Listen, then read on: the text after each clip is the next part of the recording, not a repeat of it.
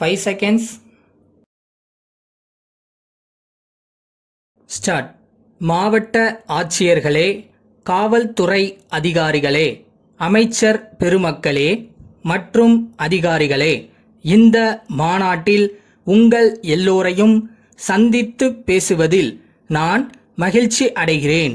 2 நாட்களாக நாம் பயனுள்ள பல்வேறு பிரச்சனைகளை குறித்து விரிவாக விவாதித்தோம்.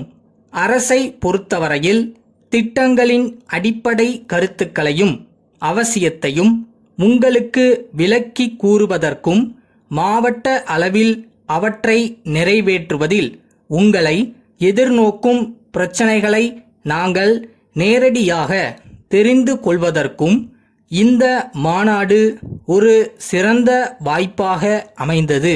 பொதுவாக இத்தகைய மாநாடு ஆண்டுக்கு ஒருமுறை கூடுவது வழக்கமாக இருந்து வருகிறது.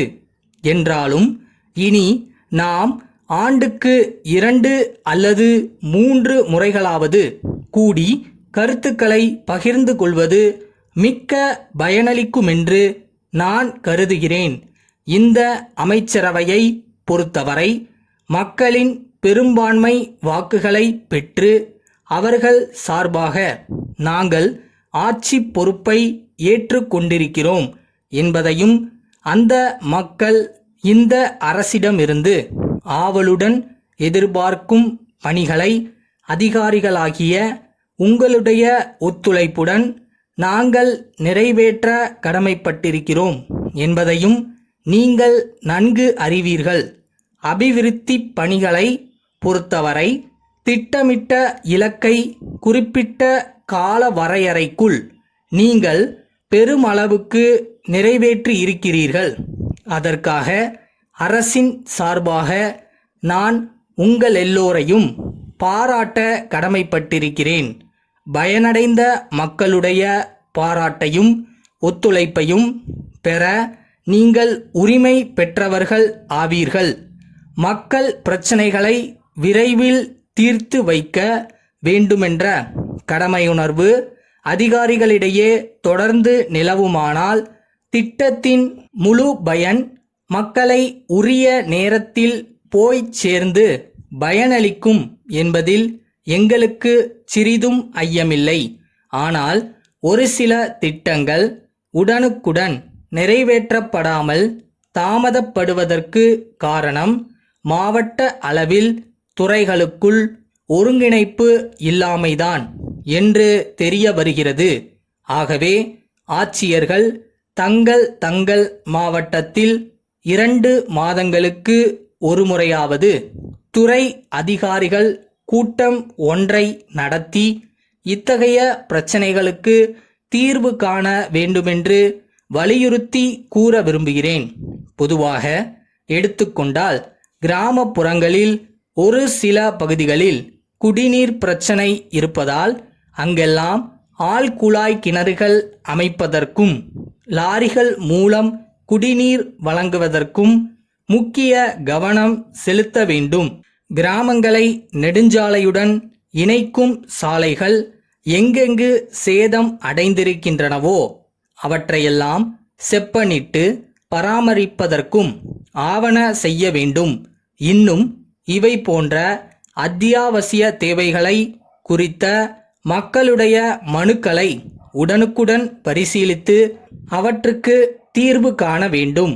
தமிழகத்தில் சட்டம் ஒழுங்கு மீறப்படாமலும் எல்லா தரப்பு மக்களிடையேயும் அமைதி நிலவவும் காவல்துறை அதிகாரிகள் மிக்க கவனமாக செயல்பட வேண்டுமென்று கேட்டு உரையை முடித்துக் கொள்கிறேன். மேலூரில் உள்ள மு.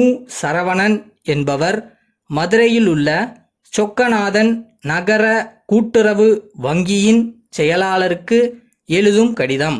அன்புடையீர், நான் இவ்வூரில் சிறிய அளவில் அச்சகம் ஒன்றை துவக்கி 5 ஆண்டுகளாக நடத்தி வருகிறேன். நான் அச்சு தொழில்நுட்ப பட்டயம் பெற்றுள்ளேன். அச்சு பொறியொன்றும் மற்றும் தேவையான கருவிகளும் என்னிடம் உள்ளன. அச்சு பணிகள் தொடர்ந்தாற்போல் அதிக அளவில் வந்து கொண்டிருப்பதால் இவ்வச்சகத்தை விரிவுபடுத்தும் பொருட்டு மக்கள் நடமாட்டம் அதிகமுள்ள வணிக வளாகம் ஒன்றில் அதிக பரப்பளவுள்ள இடமொன்றை வாடகைக்கு எடுத்துள்ளேன்.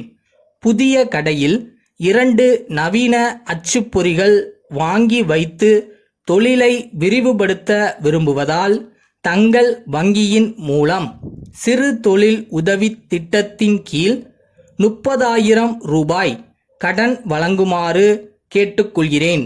கடன் தொகைக்கு ஈடாக தேவைப்படுவனவற்றை அளிக்க தயாராக இருக்கிறேன் என்றும் முதலும் வட்டியும் மாதந்தோறும் உரிய தேதிகளில் செலுத்தக்கூடும் என்றும் உறுதி அளிக்கிறேன். ஆகவே கடன் பெறுவதற்குரிய விவரங்களை அருள் கூர்ந்து அனுப்பக் கோருகிறேன். தங்கள் கடிதம் கிடைத்தவுடன் தங்களை நேரில் சந்திக்கிறேன். தங்கள் நம்பிக்கையுள்ள